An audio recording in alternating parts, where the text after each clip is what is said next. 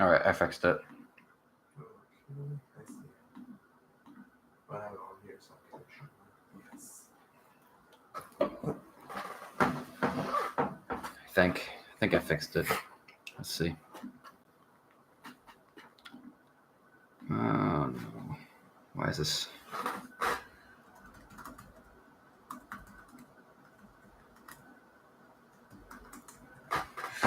All right. Oh God! Why isn't this working? It's connected to this. Why can't they see the screen?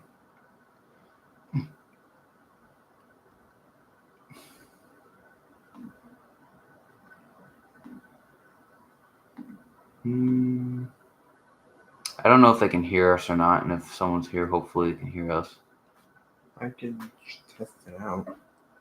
Yeah, just because this is the first time I've done this in a while, so.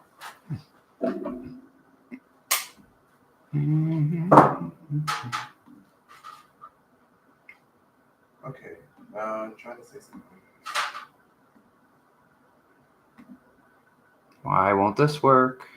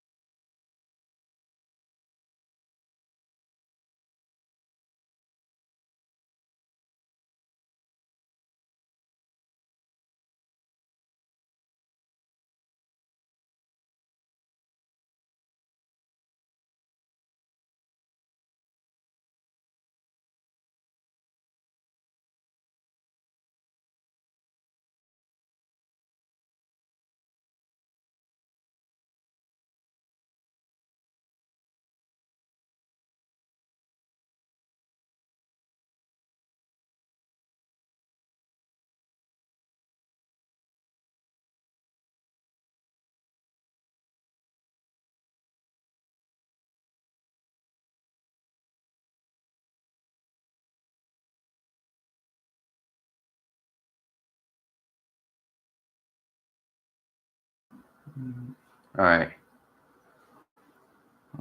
Now there it is. I don't know why the camera won't change. It's just not doing it. Oh, there we go. That's why I had to. I'm an idiot. Oh God. Okay. Gosh, I've been up since 3 a.m. So yeah. Okay, that's about right. All right. Here we go. Okay, can they hear us? I don't know if you guys can hear me. I don't know if you can or not. It's going to be a little laggy maybe with the video, but it's all right because we don't need the video to talk. Just do need sound. Just gotta rate this real quick.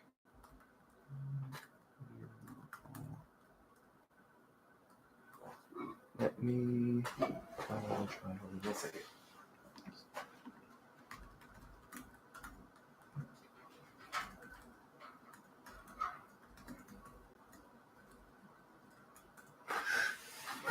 You can try and test it.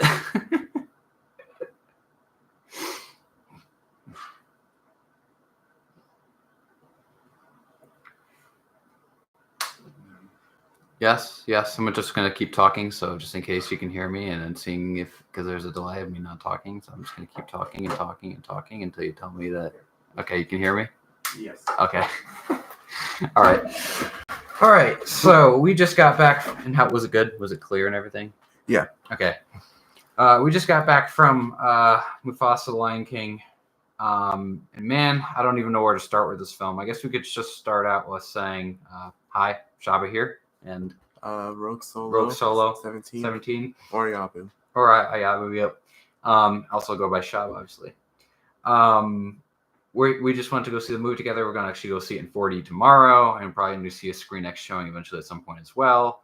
And cannot wait to basically start getting into this review of the film Yes. and discussion. I don't even know where to start. Probably let's start with Mufasa. So, well, we'll start with Mufasa. Start with James Earl Jones, right?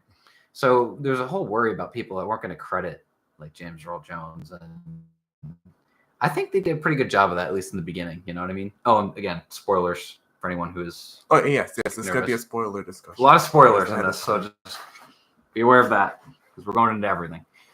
So it's one of those things where, and obviously Disney didn't like pre-plan his death, so it's like rest in peace. But like by the nature of the story, because James voiced a character who is at this point already dead. Yes. The entire story is working as honoring Mufasa's memory, and so it's a really good coincidence that no matter what they do, it was always going to honor James Earl Jones. And I think the way they did it was pretty good, even though I know for a fact I was probably like again because it was sudden, it was thrown in there kind of quickly, and for that fact, I think they actually did a really good job of honoring him with that voiceover at the beginning and the quote and then the actual and then boom right into the movie. Yeah. And oh man, talk about that opening shot. I had so many feelings about that. At first, I had thought, obviously, and we'll figure this out, that it wasn't, Kiara's birth, or even a birth at all. But that opening shot was amazing. I mean, it was pretty good. We'll get into some of the other issues of this film. Obviously, there's going to be issues with this film. But with that opening shot, man, I was ready. I was really ready, and you heard me in the seat go like, "Oh my!" Yeah. It told me two things. Yeah. It told me that and I'll get into it later on, but like the effects were gonna be. It told me that they should be on point if I'm going off of this opening scene, and the music. Oh yeah, like it just from the get go. And it was that was the original stuff too, right? Yeah. So this movie. The other thing I was going to talk about is this movie is definitely a show of like how you use the music from the original. Like that is exactly how you use music from a previous film if you're doing franchise, and you use it in a way that actually benefits the film. That's like textbook. I think this movie did a really good job of doing that, especially with like reprises at different points. Because like it does this weird thing where because this is a prequel, when you use those scores like that, if you want to think about it this way, the whole story can kind of be interpreted as the origins for those sounds. So the next time you're watching The Lion King at some point and you hear those sounds, it's like that was the music that played when this happened. Again, us as fans, we get a pretty religious almost experience with that music and soundtrack. Man, I don't know what to go into next because there's so much to talk about, and it's crazy because I didn't think there was going to. I mean, I knew there was going to be a lot, but we could kind of like go scene by scene. All right, yeah, sure. Because it opens. Well, you start with something with all the animals celebrating, and then within like 5 seconds of seeing Nala. Oh yeah, you were like, oh, and then you get the thing from Simba, which is like, oh, welcome to another pride, and then I'm like, oh, okay. And I'm like, that definitely can't be Kiara. It's too soon, I feel like. Yeah. And then you get to the point where Simba's like, watch Kiara while I go with Nala. And the whole thing about Nala being gone and, probably like giving birth away from the pride, that's a very like realistic thing that lions actually do in real life. Which is why I think they did that. But it's funny because I don't know if any of you guys remember on my channel, I did predict that kind of pretty far ahead of time on one of my videos. That's one of probably the main prediction that I made that did actually come to fruition in this film. No, but we'll get into some of the other things. I do wonder, like the synopsis. Some of the theater chain website synopsis, they like went out of their way to say, Kiara, Mufasa's only grandchild, and so it's like, was that a misdirect, or are they weirdly being honest because of how it wraps up? They're technically right, I guess. In the context of this movie at the time, there's only one, so it's like and They didn't lie. They just withheld the truth, I guess. Yeah. And then would you want to go to the next scene? Yeah. And so while that's happening, well, before that, Nala, she calls out to Simba, which I think is foreshadowing for a later scene. But we transition from that to... That was kind of cool. And again, she didn't, like, I think, what's this, David? Donald Glover, right? Oh yeah, Donald Glover. Sorry. Donald Glover didn't have more lines than Beyonce. Beyonce only had a few lines, which applause, because I do not like her as a voice. I'm sorry guys, I'm gonna say it. She's a terrible voice actor. It just is what it is. I think it's a happy coincidence that in the grand scheme of things, Nala's not in it that much. Oh, let me tell you who is a good voice actor. Funny enough, who we transitioned Blue to. Ivy Yep. did amazing in this film as Kiara. I buy that 100% as Kiara. Honestly, it's a toss up between whether or not the voice acting was good or if the character effects were yeah, I mean, true. They both equally have so much. At least I just think the line deliveries were all pretty great, even from like Timon and Pumbaa. And the problem with Timon and Pumbaa, some of their humor feels misplaced. I guess it kind of feels breaking. It's again breaking up the film, but it feels like it's messing with that, and we'll get into some more of that probably. Yeah. But what I don't know what your feeling is on that, but I'll get into it more. But from the trailers, you got the impression that every time Timon and Pumbaa showed up, they were stopping the story. Now, for reasons, like I said, that I'll get into in a second later, I know why they did that, but every single time I was aware that they're pausing the story, and I don't know if that was supposed to be what I got from it. I'm like, is it intentional? Well, I guess I mean it could be because like they're trying to break it come back. There's some. And we'll get to this. There's some off things. I do think that as far as like what I was going into, which is their actual character acting, was really, really well done. Oh yeah. I think they're like, again, their jokes are very much in line with Lion King 1.5. They're very much in I think almost maybe reference. And again, a spoiler for you guys, but so tune out your ears for a second. Before I'll wave my hand like this when I'm done. But They did even make reference to the musical, which I wasn't even in my notes. I've yet to see The Lion King. Oh, I've yet to see it. So I'm like, I'll have to rewatch it, and then you can point out what exactly it is. So that way we don't, spoil it potentially. But I won't say to your point with the character animation. Wait, you didn't catch the musical reference? No. It was the one where we're talking about the spoiler, but again spoiler. Sorry, the sock puppet thing. Oh yeah. You know what? Yeah, and I'm like, and they're talking about the stage show. I was like, oh my god, they're referencing the musical, and then they talk about because I look like a sock, and I was like, it's pretty funny. I mean, it was like again fourth wall joke. They did that in the original too. And he did say stage, right? He said play. He was like, when I was in the.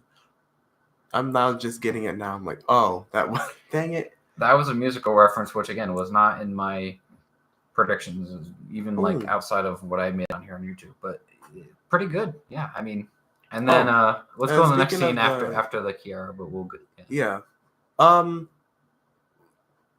Like when we meet Kiara, like there's a huge storm going on at the exact same time that her parents are at the moment missing. Like he's tracking down Nala. Ooh. And so yeah, and can I say that title drop when they transition was pretty good. So I'll say this.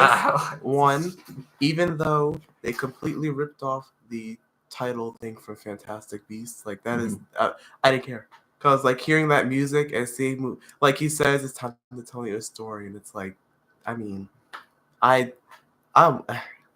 there's certain musical things that you hear and you're like. And so whenever Lion King music comes up, I'm like, because I saw the re-release this year, but aside from that, this is my first time hearing like Lion King music in a proper IMAX sound system. It's like, whoa.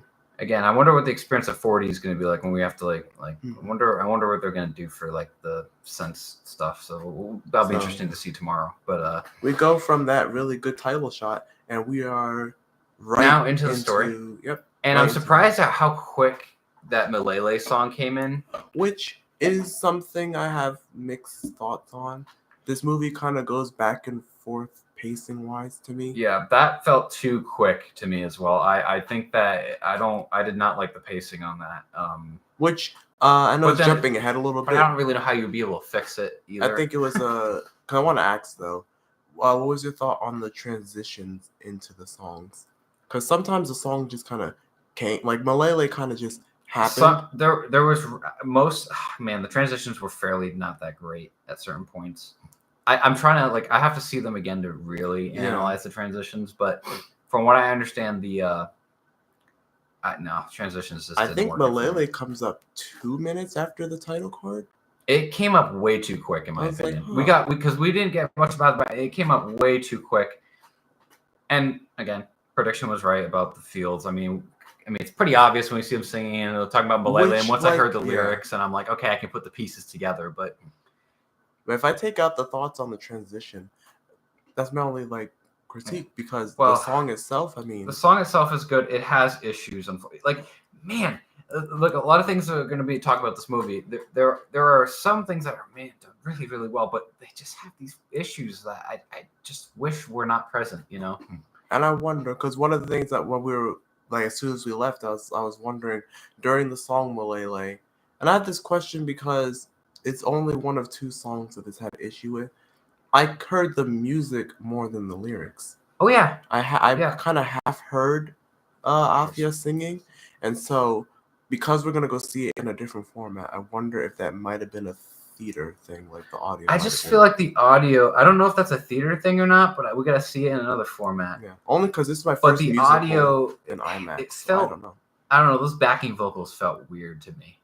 Because I was like, that song, I get why you have to have it because it's going to be weird if she's just singing it. Well, maybe not.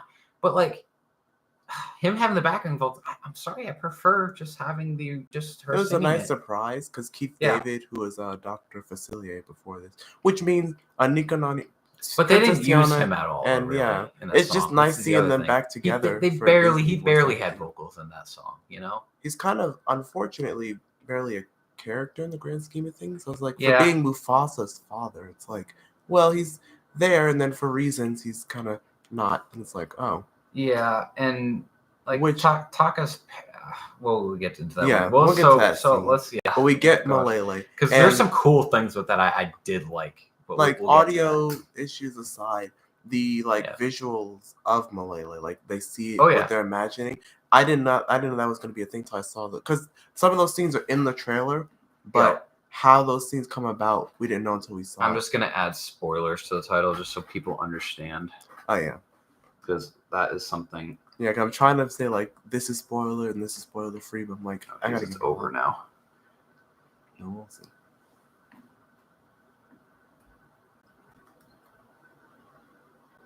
Okay, there we go. Okay. All right. Fixed. Anyway, moving back. They go over it's kind of a deserted barren place, and then as they sing Malele, they're showing us what she's trying to show. Mufasa. That's a nice. And I'm like, here's the thing, because again, it's pretty obvious from what we were on. This is again, we'll get to the marketing stuff and everything else after we get through the movie talking about it. Yeah. But man, that's something that we were able to piece together. So it wasn't hurting as much to know what was going to end up happening after that.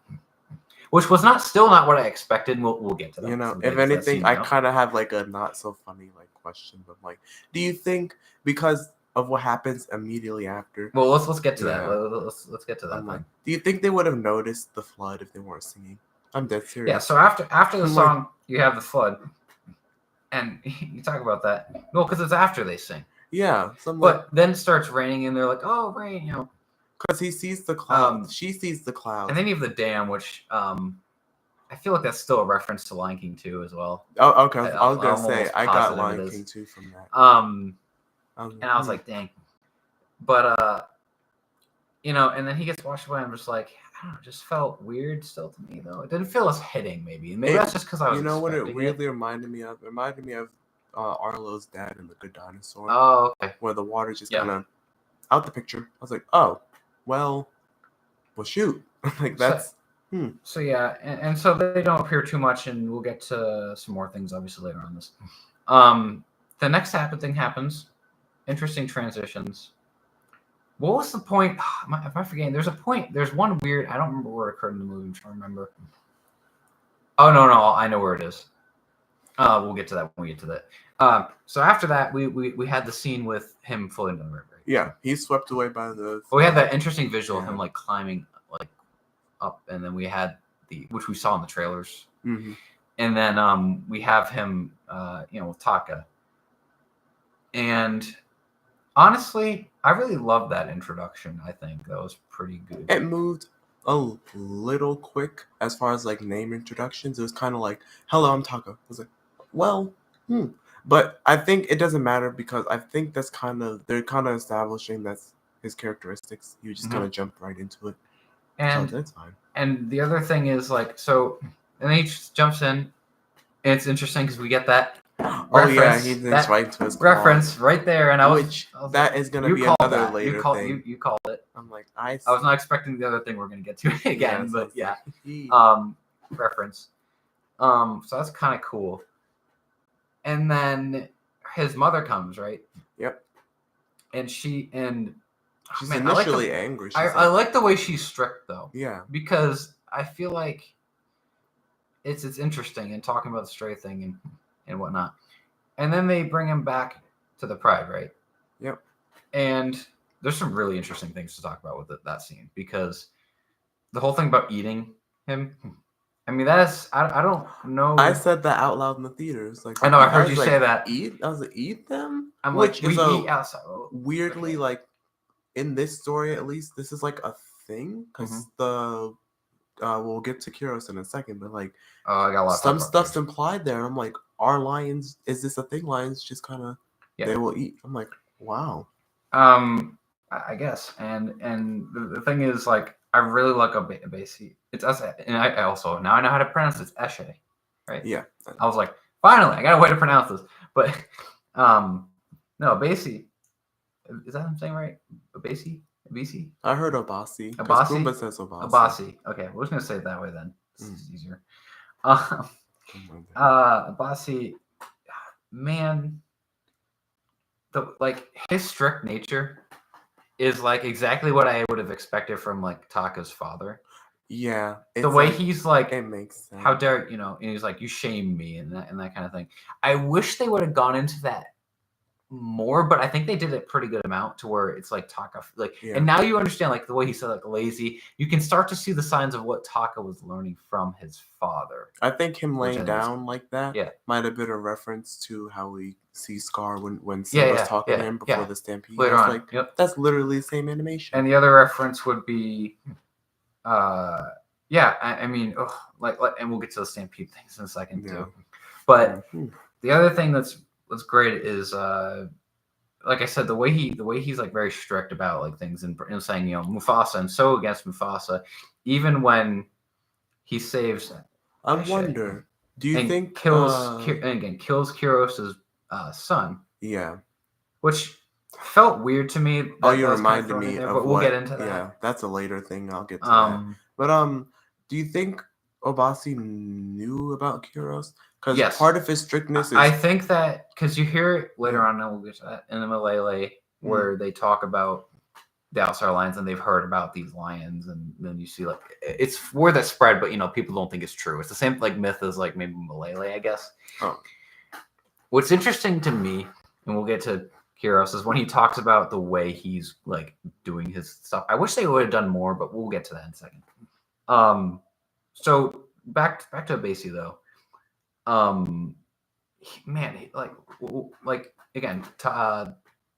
Again, Taka showing fear. Yeah, he's weak, right? And then running away, where Mufasa saves. We should mention before we get to that scene, there is a second song. Oh yeah, because that's after I Was Wanted a Brother, which is our transition of them aging up.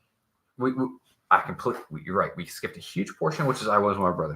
Which says something. So we have the race, which felt weird, I guess, but it's just like, okay, it's a race. Oh, I actually like the race. The race is good. There's some really cool cinematics during that race, too. This is a more of a marketing thing.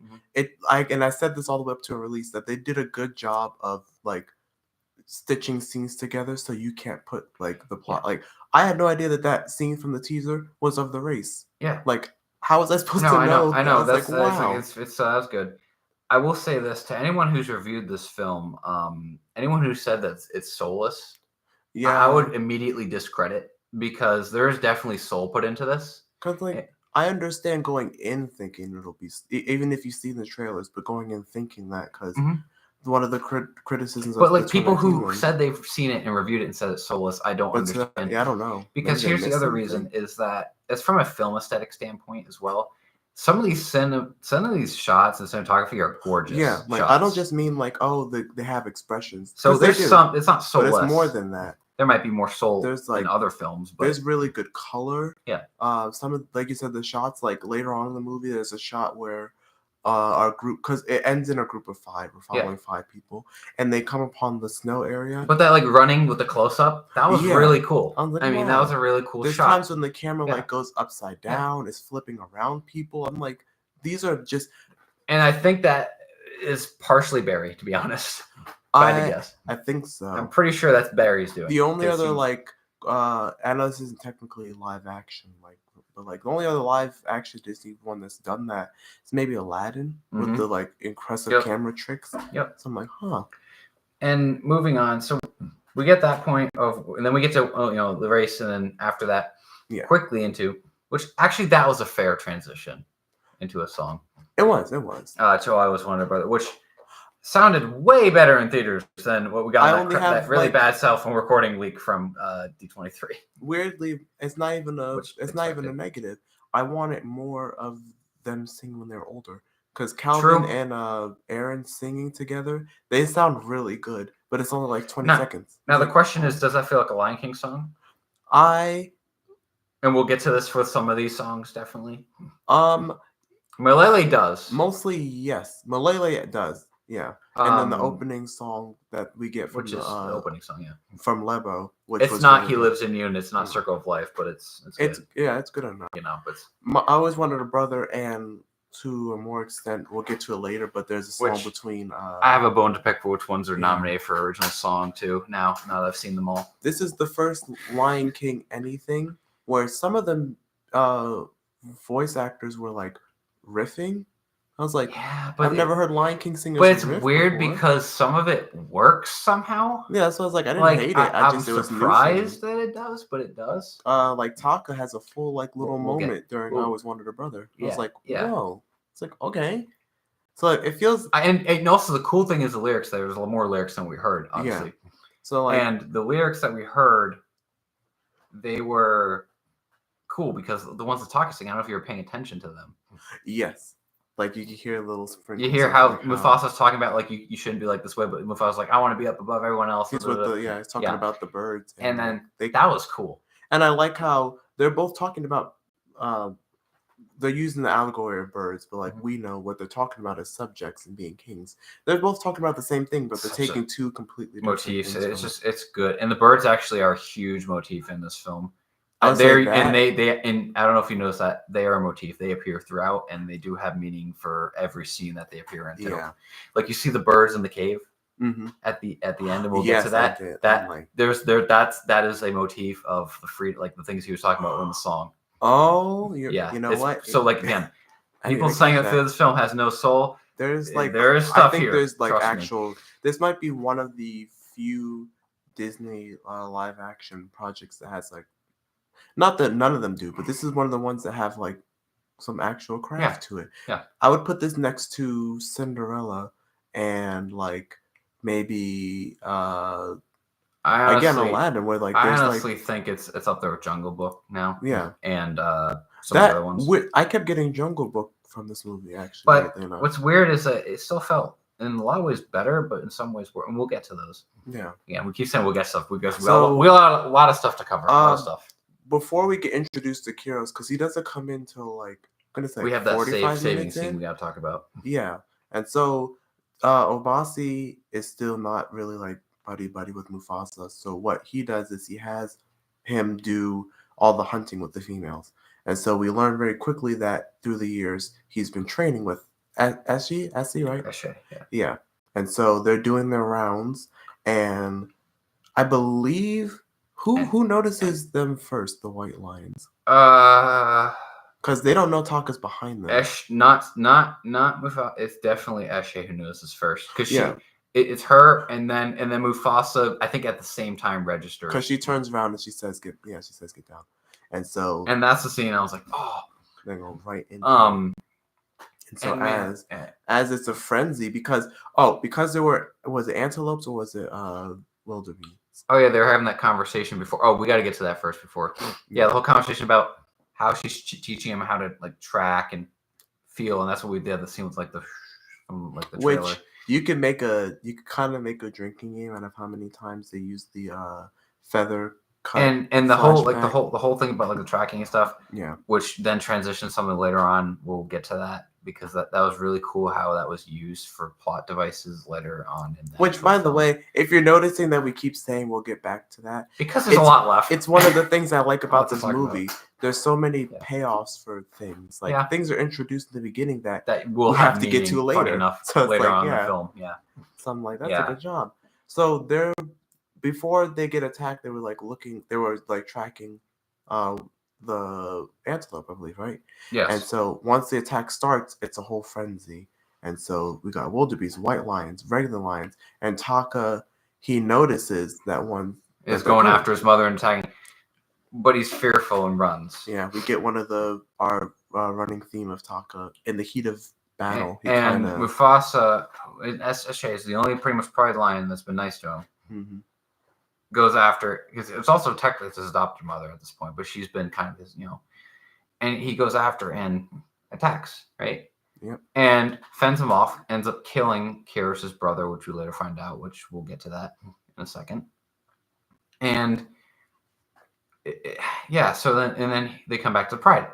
Abasi, I can't say it right. Says that he is in debt or whatever, and then he goes and turns on his son for, which I wonder about that. If you didn't know, his son and his mother share a look at each other. I don't know, man. You could feel the tension of that, and I really like it. Because I wonder. I don't know if this is the case in universe, but I believe Taka translates to waste, right? Mm-hmm. So I'm like, well. You already named him. I don't know how Abasi feels. Well, that's the one problem with that. I will say is that, well, why did you name because maybe they just don't see him as because the way that Abasi does treat his son is pretty. Because even before because he doesn't know that Taka lost the race back then on purpose, but he knows he lost the race and he's disappointed in him. I'm like, I wonder if that's them trying to tell us. And then later on, we get to the point where he's like, no. We're not going to tell that Mufasa, which I didn't understand this too much, but we're gonna say that you did it. Which and we're gonna say that deceit is what makes a king. And I'm just like, okay, I can see how that lesson will end up being what later on what affects, it's talking Scar. You know what I mean? Mm-hmm. But I just, I don't know. It just felt off to me. It's one of the storyline pacing things that were kind of thrown a in, little rushed. So like I said, there's some issues with that. There's more than that. Yeah. So after this. So now we have Kiros is on their trail because Mufasa killed his son. And we have the one lion who was serving with the brother who escaped. Which that scene got me kind of tense. Ooh, that scene was great. Because he has a great line where he's like, I promise not to harm you. And he's like, thank you. It's like but I can order. And then his lions and kill. Which I wonder, he says that and the lions circle him, but then we also see vultures. So that whole scene, though, of him, doing that with the back and forth, that was really good. And that was what I was hoping we would get more of from that villain. They set up a threatening presence, and I'll get to it in literally a second. I know. We gotta really get to that. For the most part, he is very threatening. I will say that. Every time he shows up, I'm like, here we go. It's about to get crazy. And then we get bye-bye. Which I'll get to that in literally a second. Because that's the next thing we gotta get to. Now Kiros is coming, and Mufasa has warned them. Well, no. Bye-bye was when he was talking to the lion is circling. That comes before that? It's remember when he was up there about to kill him. Oh. Remember? So I guess now it's time. Yeah. Okay. You get to bye-bye now. Which was the second song I was talking about when I said there were two songs that had audio issues. I missed about 40% of his lyrics. I'm being honest. Yeah, I could not. hear The it. audio is Mads Mikkelsen surprisingly can sing. I just wanted to And hear. I don't know the song for what it was. I kind of like the snarkiness of it. And then I don't know how to explain that, but it's not. It's just not like a like. It's not. It's a close weird. to any good It's villains. a weird chorus. He's saying such threatening things, and then he ends it with "bye bye." I'm like, bye bye. Like it's just weird. Like bye bye. Like it's just weird. It takes the seriousness of like it. It takes the seriousness of it out, and then it becomes like, well, what are you trying to make this? And that's usually it's kind of conflicting, you know. He's saying like really interesting things. Like Mhm. he's the first villain I think that like has a pretty good argument against the circle of life. Because most villains, they just don't care about it. But he's like actually gonna like break it down. I'm like, oh, And before we move on, to talk about like them keep going back to Kiara in the present day, because that's been happening. Like it's going to be happening throughout this. We'll keep mentioning it. I think, and we have the jokes, that break up some of the tension of the story, which I don't necessarily agree with. I don't think that was the best option. See, because the thing is, this movie's not like, at least the back, like the prequel stuff. It's not humorless. And there's a scene we'll get, like I said, coming up that we're going to talk about in depth on that part, on the Mufasa story part, where it cuts back to like a random thing of Kiara, doing something, doing things, like saying Mufasa or calling, like screaming out. And I just felt that was just a weird placement to me. I don't know. I don't know how you felt about that. Like, you know what I'm talking about, right? Yeah. When they have to leave, when they have to like run and like abandon where they are and they tell them to go, It's because most of them keep coming up in random spots. Like we're in the middle of like a scene. Well, we're. Oh no, you're right. Bye bye didn't happen during that scene. It did happen during the. Oh, because I thought No, he you're sung right. that after No, you're they right. left. They sung. No, you know where they sung it?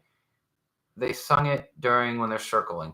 Yeah, because I'm wrong. It ends with them circling his parents, and going based off the facts here, we don't see what happens to them after the song. So they're either dead or I don't know.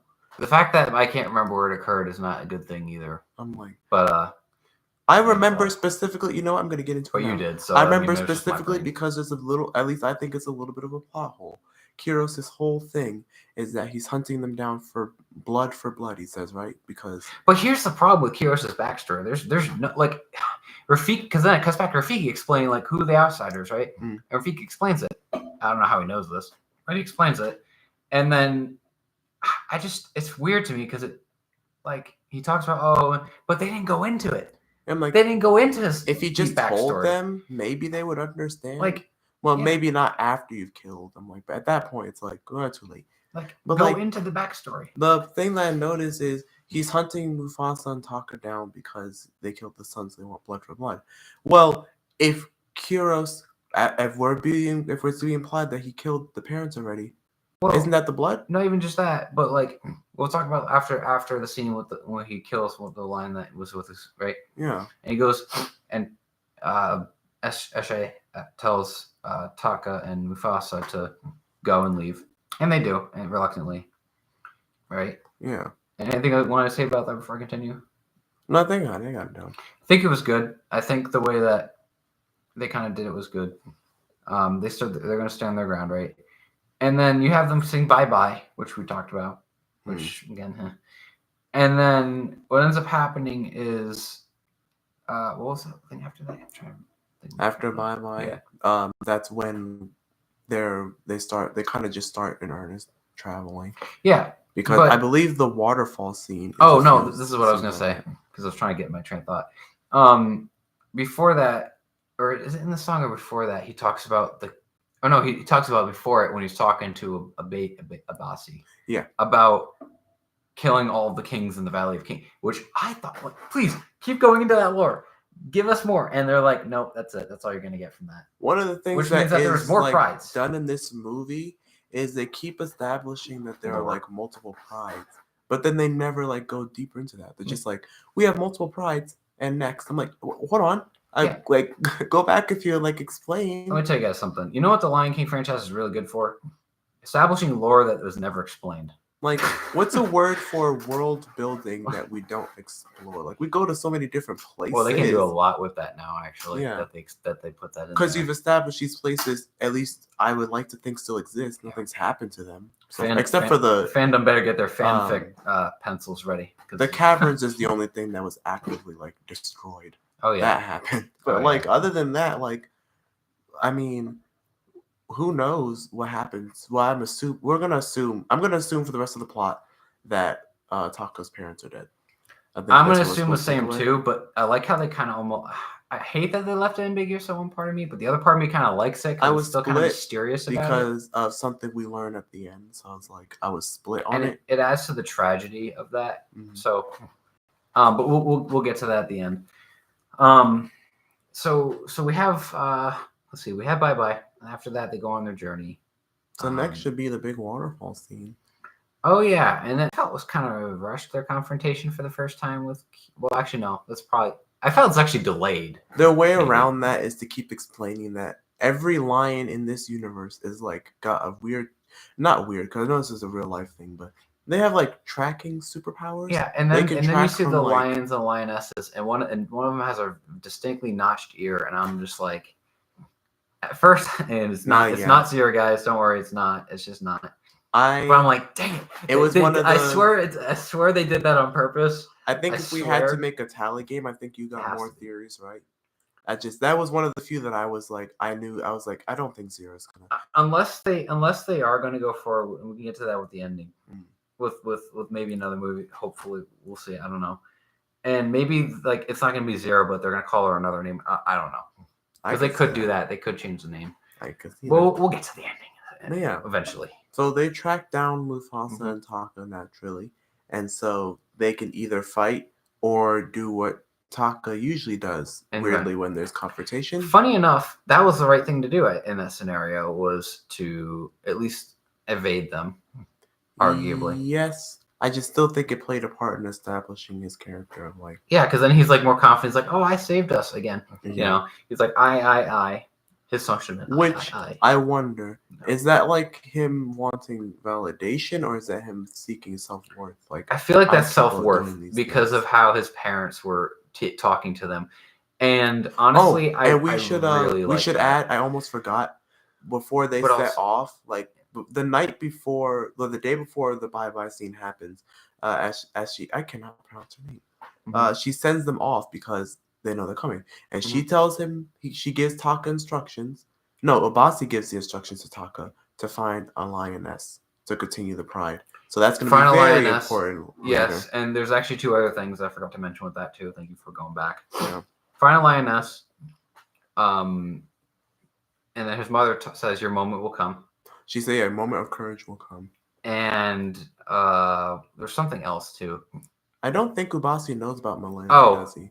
Mufasa, like, careful of the outsiders, they will stab you in the back. Yeah, he loves going on and on at the beginning about how Mufasa will betray Taka. I think that's what we call dramatic irony. I feel like, and because it's his father, maybe he believes him more, like, and that's what kind of turns him. Yeah. Because here's the thing, like, the fact that his father's saying that, I guess, could kind of twist his mind into thinking that way. I mean, I don't know. Oh. It's just kind of but. So anyway, they go off the waterfall. That one lioness comes in, and damn, she gets eaten by a croc. And you see the body flow at the bottom. I was like, goodness, that is dark. Let's go. So they escape, and then it's nighttime, and they're doing their thing. They're realizing they need to eat at some point, and Mufasa hears something. He's like, I'm hearing. He's like, and then Taka's like, they're back. The white lion. He's like, no, it's just one lioness. And so who is it? But Sarabi. And funny enough, she makes it very well known that she's a great tracker, and who better to be like, again, like Linus, the best tracker, you know? Oh, and of course, Sarabi arrives with a companion. Who had the best voice actor of the entire movie. Everybody, for the most part, did a good job of sounding like younger versions. But Kiara and Blue Ivy was great as Kiara, but oh man, I bought Zazu's actor. Who was it? I forgot his name. I gotta look it up. I gotta look it up. He, like, his cadence and stuff, he sounds like exactly what I picture a younger sounding. Yeah, no, and like, and he's actually, he was just great. Every time he was on screen, he was actually fun to listen to. Like, fun. It was fun. He had some of the jokes that I actually laughed at. It was like we're all rubbing against each other now. Anyone want to rub against Zazu? It's like no. And he talks about the royal guard. Yeah, which Of the pride, and he's like, "Oh, new deputy as a bird." So Shirabi, the kind of because he so mentioned that's that, cool. That's a Lion Guard reference. it was between by him far. and between him and a lizard? It was between him and something. Yeah, between him and lizard. So it's establishing it's a group of multi animals. I'm like, this sounds and they're breaking. It's like, familiar. well, I wouldn't have if he wasn't, but he's good at seeing and flying. Yeah. And I'm like, damn, like that sounds like. I wonder that's a Lion if Guard she was reference. all that was missing was for her to like say he's like really keen with eyesight. Oh, like, that would have been. oh, I mean, wow, that might have been too much. But I wouldn't care. Yeah, that would have been a little too. I would have liked it. Thing with I'm trying to look up the actor. It was. I gotta remember what happens after that. They find Sarabi and Zazu, which establishes that at least her pride has already. And been they go taken off, out. and then very quickly, Preston Diamond. Oh, okay. But very quickly after finding Zazu, do we get to Rafiki? Which I was surprised by. Does that?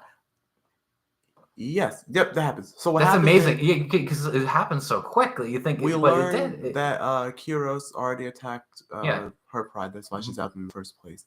And so they're all looking for food, and they come across this big tree, which from the trailers I wondered what that tree was about. I think it was. Well, they come close to it because I can hear it. Yeah. And they're going toward it. When we then transition to Rafiki getting banished. Yep. For being, from the best I can understand, weird.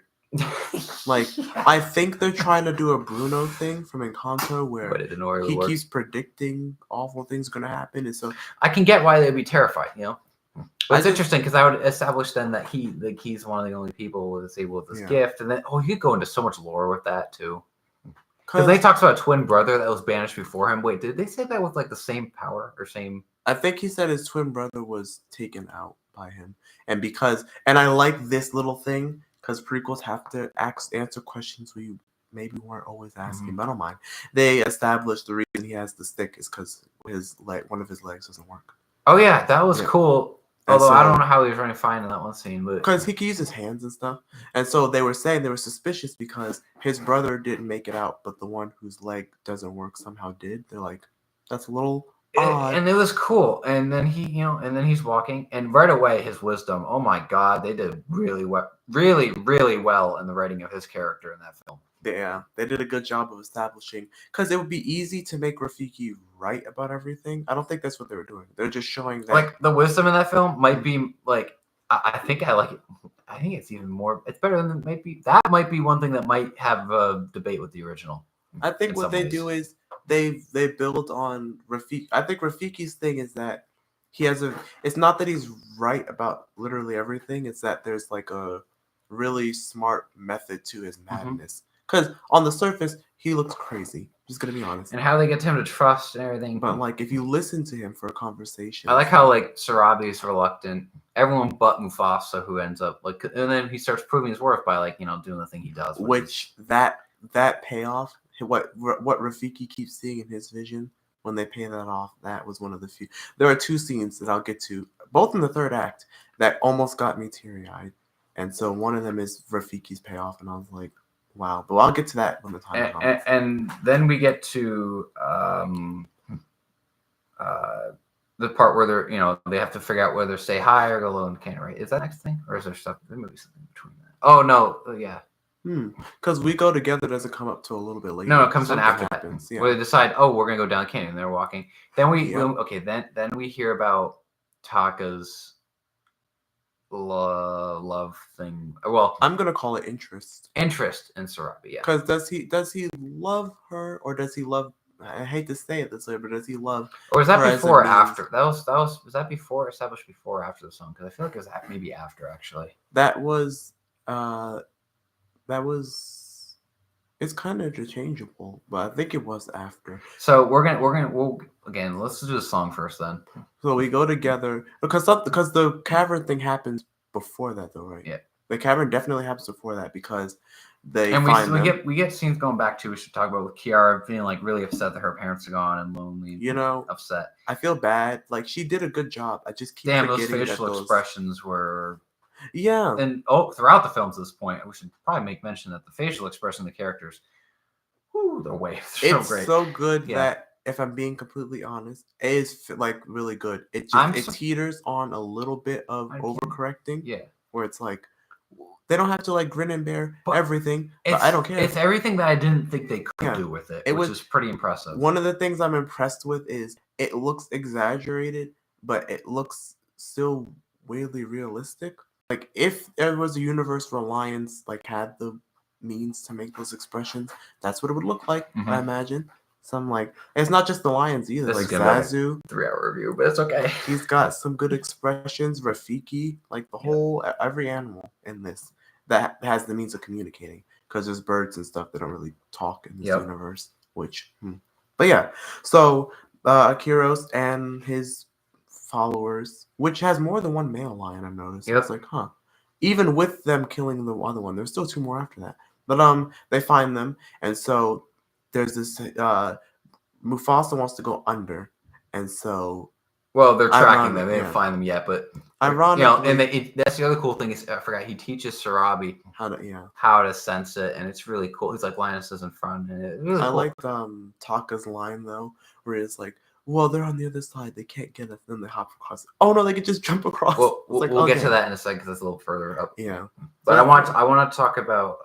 We go together. I believe. We go together because that song was surprisingly at first I was unsure, but then once I started getting into it, I'm like, I like that song. It took me a second to get into John Connie's voice, who does Rafiki. But once I got into it, I was like, yeah, I like this. I like it because you hear all the characters too. Yeah, when they all overlap with their lyrics, and it's awesome. I was like, wow. Yeah, but they all end with "We Go Together." I was like, Lin did his thing. I like the thing. He was missing from Moana 2, and I think I understand why. It's like of the 2 projects. I think he cooked more on this one. Would have Moana 2 possibly.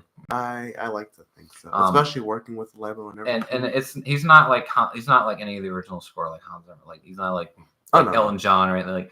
But he's pretty good at what he did, at least for those so far. And we're gonna get to some of the things. I am happy to say, because I was dead serious. Remember, I kept saying if any of these lions start rapping, I'm gonna just. And guess what, guys? Nothing rapping like that. There are some like fast-paced lyrics, but nothing like nothing on the teetering of like. Yeah. But yes, we go together, and so the songs are at the least decent. Yes. I would say Lion King 2 songs and these songs are about par. Yeah. In some ways, yes. Where neither are the originals, because that's a bar that you just might not be able to. I don't know if I can even compare anything to it. The only one maybe we'll get to it is the one I will talk about coming up. There's 2 songs that are back to back that are really, really well done in my opinion. At least we'll get to that. But so anyway, moving on to the canyon, they come across the elephants, right? Yeah. And I'm like, okay, this is going to be a Stampede scene coming up because I've seen this from the trailer. But what's interesting is the whole fact of like you have the 3 voice their different options of what to do, which I think was really cool. Taka explains that what did he his method was to run. Yeah. Mufasa's was to talk to the animals, which is interesting. Which I think that establishes something about his character. And I don't know where, but the only problem is they didn't really do much before that to get to that point, though. Or after. Well, not until the 3rd act. But and we'll get to that how that works with the whole circle of life and all the animal trust and everything. And he's talking to him, no avail. Sarabi, meanwhile, is like, nah, screw it. I'm just gonna knock a beehive off and cause a stampede to. It goes a little haywire, but I would say she had the best plan. And let me tell you something. That scene. There's so many things to mention in that were really well done. The camera work. The 3 different character perspectives on different character perspectives: Rafiki, Sarabi, Taka, and Mufasa. All the different like things that they each were gonna do in that scene, like how they were maneuvering the chaos that was now. And again, the score; those drums were going hard. I was like, dang it.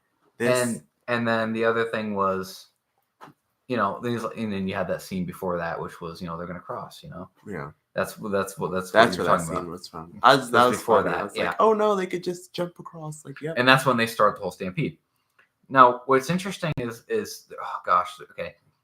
So Sarabi ends up hanging off the tree.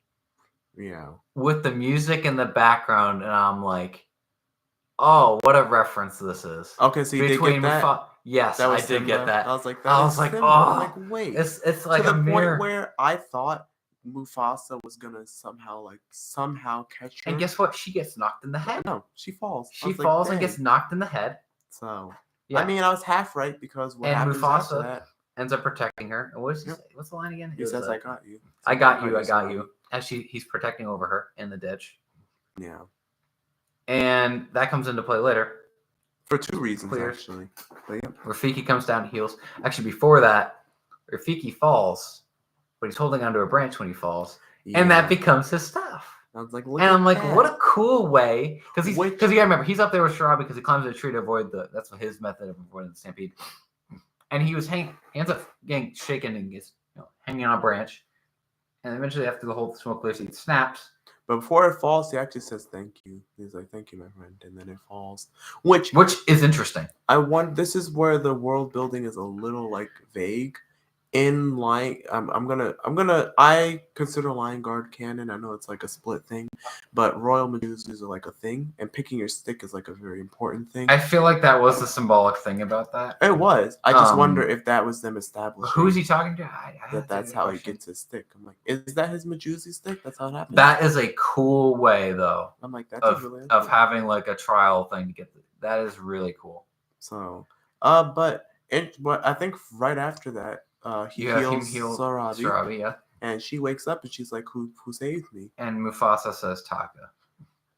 And you gotta remember, another thing I forgot to mention was him when after the whole we go together, when Taka ends up and Mufasa try to help Taka get Sarabi, and Taka goes up and starts talking about the things, talking about you smell like duck, and he tells him to smell like flowers. And she's like, how'd you know that? And was like, well, I could smell it, and yeah.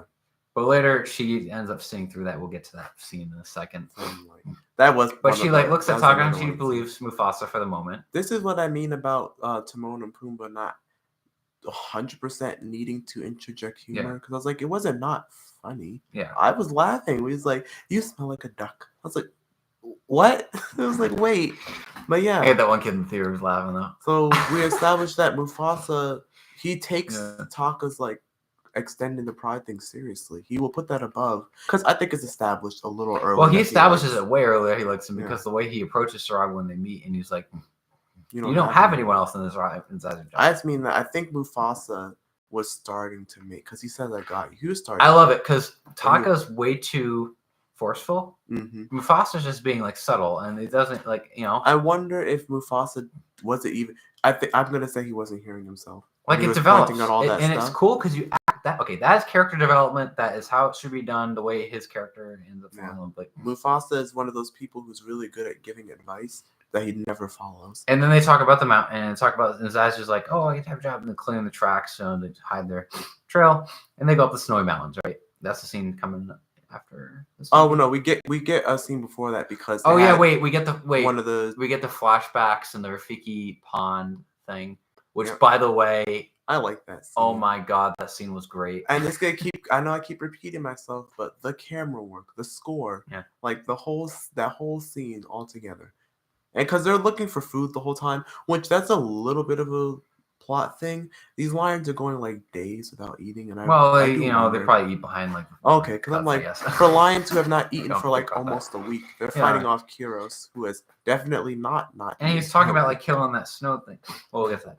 So then, they get to the snow place. He's having these dreams, flashbacks. And Sarabi and him wake up and they talk, right? The scene where they get to the snow thing and we get that establishing shot is one of the reasons why, if you can, I would recommend seeing this in IMAX, because that scene where it pans above them with all the mountains, I was like, that was a pretty cool scene. That was really good. The cinematography of the whole movie. And then you have the part. When is the part? Okay, what's the next thing then? Was it her realizing? Yes, because I was gonna bring that up. Okay. So Mufasa in the whole movie, he's having dreams whenever he sleeps. He keeps getting flashes of stuff, and so when he's asleep, one of the scenes where he's asleep, he's dreaming about saying "I got you, Sarabi," which makes me think that Mufasa was always kind of feeling something for Sarami. He just put Taka above that, which makes what As a happens good later. person. Yeah. That's what makes That's what what makes happens him later good. so And much. that's yeah. Yeah. And here's the thing. And Taka's like being selfish and like self-centered. his So very charm so much self-centered, more. and that's what we end up seeing. Yeah. Mhm. And the whole cool thing is like you have the scene where Rafiki ends up slipping, falls in snow, it doesn't snow anything. Yeah. And then Mufasa's like, I got you, Rafiki. And then after that, Shiraba's like, I heard. And she's like, I said that she makes a connection. Like, and I'm like, that is perfect. I love how like she doesn't like even beat around the bush. She gets to it. She's like, "You saved me," because he said it to her while she was kind of like in a So he thinks she didn't hear. So she doesn't, And so she asks him. Look, she keeps asking him, pressing him, which leads into what she demands of him. She says to tell her. She's like, "Tell me it's you," which leads. Tell me it's you, which is such a. By the way, out of all the Disney love songs, I love it when they do back and forth with the two characters. Both that song and the one that comes immediately after it. We'll talk about I don't know how I feel about it yet, so I'm gonna kind of let you just kind of. All right, so Tell Me It's You is amazing, and we'll get to your opinion because I want to see it. But Tell Me It's You, in my opinion, and the one after it, which is it's Brother Betrayed. Brother Betrayed, which we'll get to in a second, I think are the songs that honestly rank up there with the original movie, if I'm really serious. The reason being is, well, first of all, Tell Me It's You, the scene where I was in a previous video talking about, scene with them going through the ice cave and how that was part of their love ballad. I was right. It is. But that song is kind of insane. Like I said, because it's a back and forth. Tell me it's you. He's like kind of wary, and at the end they kind of both accept it. Back and forth of like this is me, this is you, and then you have the ending shot of them together nuzzling, which by the way is a really cool way they did that shot because you feel close. Because when they shot it, so they shot it behind the heads. Their heads are like here. Yeah. And they shot it like this and behind the heads. And as they go in, you kind of like have the camera here, and it doesn't zoom out at all or anything. So it's like you're getting closed in with. And oh man, it again as far as cinematography, that shot is great. If you've seen any of the trailers, there's a quick scene of young Mufasa with his parents in between them. Yeah. It's kind of like the camera is where that was, which I put it on the opposite side. But it's the inverse of that. In that I think that was intentional. That's like it might be something to that. And you're right. I think that was intentional. When you see the shot of him with his parents nuzzling him, it's a reverse of that on the which is really poetic. I'm not saying that I don't feel sympathy for Taka. I'm just that the reason why I love because guess who's watching this from up in the dark depths of the sky? That shot was great. When they pan up, you see him up there on the dark mountaintop. It's just and then he starts singing his song, which is Brother Betrayed, which is more of a. And man, this song actually like the way the song goes, I'm like, okay, I see this is like early stage to be prepared here. It's very speech-like. You can hear the emotion right off the bat. It really hits. Like you can hear the pain in his voice at the beginning, which is really well done by his voice actor. Yeah, I think we might be split, but like that song, I think is supposed to serve as his turning point, but it happens in like 2 minutes. Well, I was like, but that's the point because he's spur of the moment because of the fact of because I'll get to that in a second. Because I know there are people like that who will make decisions like that when they feel that way. And that's why, like, when you feel angry, sometimes you don't make the best decisions, and we'll get to that in a second, that whole thing. Because actually, it makes sense if you think about it that way, because then the way he's scarred is actually more in terms of, like, that combined. We'll get to that. I'll have to get to that in the end. But, man, Brother Betrayed, and it's like, he's like, just chugging. I gotta really look at the lyrics of that song because I'm really curious. I really want to see. I gotta do the lyrics for every single song in this movie. The only one I know is Malala. I want to see badly. I want to see the Brother Betrayed lyrics because, I just wasn't able to keep trying. I was just too amazed by the emotion that was put in that song. I think out of all the songs, that might have been the most emotional one because that changes from like hurt. You can see in his face hurt, depression, and to just. The voice acting anger and that transition was the effects on his face. Like he does it a few times post after that. Like he strikes this angry, like hurt look, and it's like, jeez. That's why these lions they emote like crazy. I'm like, this is. It's actually so good that I think the 2019 movie might not have needed it. Yeah. I'm like, no, because we know the emotions of the original story. This is an original. You have to sell us on that. These you have to have emotions for. And then the whole scene after that. Oh yeah. Him So I like lions. this Him, little so point. then he sees Kiros and the other white lions who are still trying to track him, but kind of confused at where to go. He sees him wait because he ends up falling down the cliff into like really far. Yeah. As he's running, he trips and in anger and it falls, and he sees them. And this is the part of the movie, the entire thing in the movie that I just did not like. Because I like how it happened later on with like how they use stuff, but this transition, it just feels weird to me. It was a little odd for two reasons. One, and this is nitpicking, but and tell me if I'm wrong. The movie would have if Scar doesn't turn, that's the end of the movie, right? Yeah. They just wouldn't have found him. Stars would cover the tracks. tracks. The thing. So he's angry about the whole love triangle thing. Yeah. He's done. He's like, all right, I'm gonna do something to spite. So I guess it was more of a spite thing. Which, you know what, I kind of buy that in a way. The only thing I have a problem with him going to a base is that he killed his parents. Oh, you're talking. And he's blaming him for killing the. He's blaming Mufasa. I think you're supposed. At least I got this. I think you're supposed to hint that Kiros doesn't mean a word that he's saying.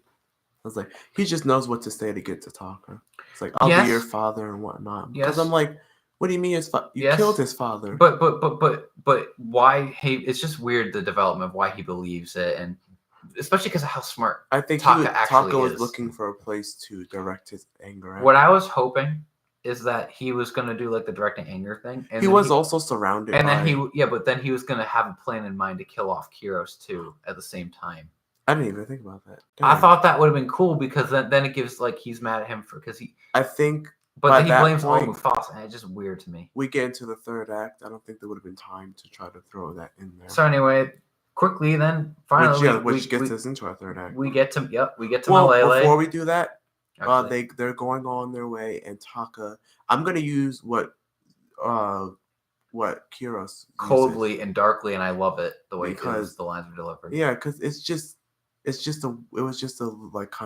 one of those prequel-y things. Because after you know the pact and you know what his intentions are, it's the same thing with the original movie, and you feel his chill, like his words. It's the same kind of feeling of like you know what he's gonna do, and he's saying these things. You're like, no. So as they're going, because Kiros uses this line, it's a little corny, but like, Taka leaves scars on the rocks, because he says Kiros is like, yeah, it's your brother Taka left scars for us to follow. I'm like. Technically, those are claw marks. I know you're saying scar because it was just a little. So you leave. I'm gonna call it a trail of scarring. Yeah. I guess. So that's I didn't even know. Yeah, that's a good interpretation of it. So he leaves claw marks on the rocks, telling them where they're going. So and they are quick to that because we get to third act and they've reached. And boom, we're already here. We're in the Pride Lands now. Which we'll get to how stuff. What's Mufasa? Yeah. She's the one who says the word Pride Lands. She says the Pride Lands are which is interesting because they still call it Malele. Yeah, so they call it Malele, but we've heard it called Pride. It's the place is called Malele. I don't know. She was describing the Pride Lands, so I guess they just adopted a Pride Lands, and I guess they just changed it to Pride Lands, which works. The problem, and then you get to the tree too, which they don't say the three words I was waiting for, but I mean I think that's what it was. I'm like, that had to be the tree of life, right?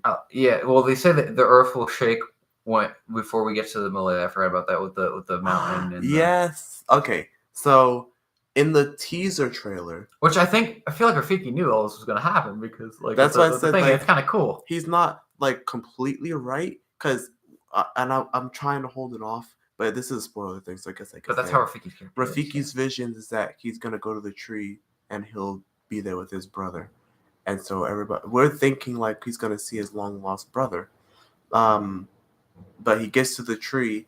Dang it, I'm getting a little. And he notices. He said, "Yeah, my brother will be standing in this spot where Mufasa is." Mm-hmm. It's like you're my brother. It's like that felt off. That kind of got to me. It got to me. But it makes, but then I'm like, okay, well, I guess we're just defining everyone who's just like a friend, as a brother, I guess. I have people that aren't like related to me. that like call me brother and stuff like that. I get that. Brother can mean like it means it's fair. It means a couple of things, and so I like that because it's also that, showing yeah. like his vision. It's not like it was saying That's it's what I his mean. Like brother it's not and the right thing. completely, but there's a I method love to what that. he's I saying. love that metaphor. And that's why I love. It's they really expand cool. on his. He might have been the most like character studied of all the four. I think he honestly, and I'll say this. Oh God, I'm gonna get so much flack if I say this, but I don't care. I think his wisdom and saying stuff in this movie were better than the original, by far. He gets to do more in this. I think it's just because that he has a lot more that he's trying to. Yeah, like, and there's a lot more opportunities. Simba's for it. out of the picture for however many years. So Rafiki just that's like the one thing of this movie I will say is probably better than the original. Yeah. The only thing. So they reach Molele, and I like this. The animals are like, we know your name, Mufasa. We don't want you or your problems here. And like that, Kiros is there. I'm like, and he's boom, and then it's like, dang, and then very soon then it becomes clear that Taka betrayed him. Yep. And it's like, and then the fight, and then the earth will shake. You see. Oh yeah. So the earth thing in the teaser, this is like a me thing, but in the teaser he says the earth will shake, and I like that line. But in the following trailers, it always says the earth must shake. Yeah, which is good, I guess. I fell for the marketing. I didn't know that was a foreshadowing like dual line thing. I was like, oh, because that's a little later on in the third act where that line comes from. But he says, what was it? You're nearing your destiny, or he says you're making your destiny. So the earth must shake, and so we get to the third act. So good. We find out Taka has betrayed Mufasa, which is where I personally think Brother Betrayed should have gone, but whatever. Fair. That's a fair. Like, I just think it's pretty good the way they used it. Can't you imagine a 3-way song between Kiros, Mufasa, and Taka, and that being called Brother Betrayed? I'm like, true. They could. The thing is, like, you'd have to change the message and the meaning of the song because it's a little. It does work fine where it is. And so it's Mufasa versus Kiros, because Kiros specifically says this one's mine, and so I love Mufasa, but Mufasa's losing. So it's him and them. I'm like, they go in that cave, and guess what? We see birds. Yeah, so the birds. We see the birds, and I'm like. Now I should mention, and they appear throughout. There's many references to like birds flying around and stuff, and even the bees could be even representative of that. And Zazu, he's a pretty big motif too. He's actually a character. Not even Zazu. I'm talking about like flocks. You see flocks of birds at many points in the movie, and they're actually usually used at points where it read in reference to the brother song was like they're free, they're above everyone else. They're not, And then you see that with the whole like him and that part where he's fighting. And there's even birds around where Kiros' pride is, so it's like they're just free to be wherever. I'm like, the one thing that's not locked down to one side of the other. and but that's a metaphor because Kiros, if you think about it, is the same way as Taka. Yeah, that's what I'm like. Yeah. But before the big Mufasa versus Kiros fight happens, he kind of pushes Kiros down like this thing. So while he's down and out, Mufasa goes to the animals and he's like, here's what we can do, guys. Either you can let us fight ourselves, in which we'll lose, and then but he just continue to hunt you guys. He does make a great point. He makes a good point. It's like, if I lose, then Kiros is just going to hunt you guys down. And I thought it, and I couldn't confirm it until I saw it in the credits. But when, Sarabi goes and his lionesses, who have also made their way to the land, also being scattered by Kiros. Oh, yeah. Which is the rest of ended up being what will become Simba's or Mufasa's pride. And one of them is Sarabi. Oh no, sorry, it's or Serafina. Serafina. Sorry, Serafina. So that's not I'm like, Serafina. I'm like, look at that. And I'm just like, dang it, because we didn't get much development with that character still. Like in the we didn't get in the first movie, we didn't get anything. We didn't get much in the second. In this movie. It also explains why Sarabi and Serafina are such good friends. I'm like, why did they do that? Like they just threw her in there, and they had such an opportunity to develop more, and they didn't. I'm gonna call that, and it's a list of things. I'm gonna call that my list of Solo things. Like, remember in Solo when we found out how he got the gun? It's like, no one was really asking. It's like no one. I completely forgot Serafina was a character. I think Disney did too. They're like, oh shoot, we gotta, she plays because she's the mother of Nala. Yeah, so she's an important character. I don't know where she would have fit in the plot. So they're like, we gotta throw her in somewhere. Yeah. So I'm like, Now the question is, who was that cub that was with them? Many people. There was a cub with them. There was a cub with them. I did not notice that. And I don't think it's anyone particular or anything mentioned, but I know for a fact that the fandom's gonna have a field day with that one. I mean, they got a field day with multiple things, but yes. So he's like I say, either you can let me fight this by myself and we lose, or we can be at. He says we are one, which was a reference. I heard that, and I was like, that. Ooh, He's like, off or the we boxes. can fight. Oh man, like because he makes a. There's probably so many references you and I miss. I'm trying to like. There's definitely a lot in the songs we missed. I get most of what he was saying with the circle of life thing. He's saying my fight is your fight, like, it all loops around. So I guess I understand. So they decide to fight. So they fight off the white lionesses. So that takes care of them. And while the whole battle's going on, the earth shakes again. Oh yeah. So that leads into the big Kiros versus Mufasa. They're fighting and it rumbles and Pride Rock is formed. Yeah, they're in this like weird rock thing.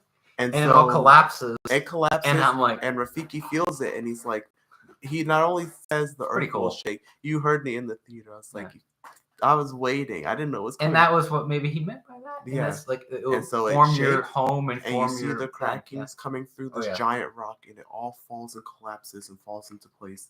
And that's our Pride Rock. Oh, that was okay. Like, wow. If you're gonna establish how Pride Rock was actually like formed. Yeah. I mean, that was a cool way to do it. It does two things. Well, three things really. One, because it's symbolic too of a lot of things. It does the cool prequel thing where it explains like, okay, that's where I came from. It's like, wow. And then two, it gave me that line. That's a reason in and of itself. And then it establishes how. Cause I'm like, well, how does Mufasa make such a big impact in this place? Well, that's how. Literally made a giant rock. It's like. That's a pretty good impression. And then Kiros and Mufasa are fighting, and Kiros has Mufasa down and is about to kill him, which is I think the point that we get to next, which is Taka saving Mufasa. Well, for like the third time in the movie, fourth time in the movie, something like that. Is this before or after the water thing? Well, there was he saved him from the river, and he saved him from. When we jump off the cliff. Yeah.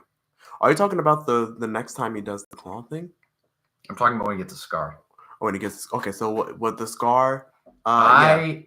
That's what I meant by Mufasa's losing.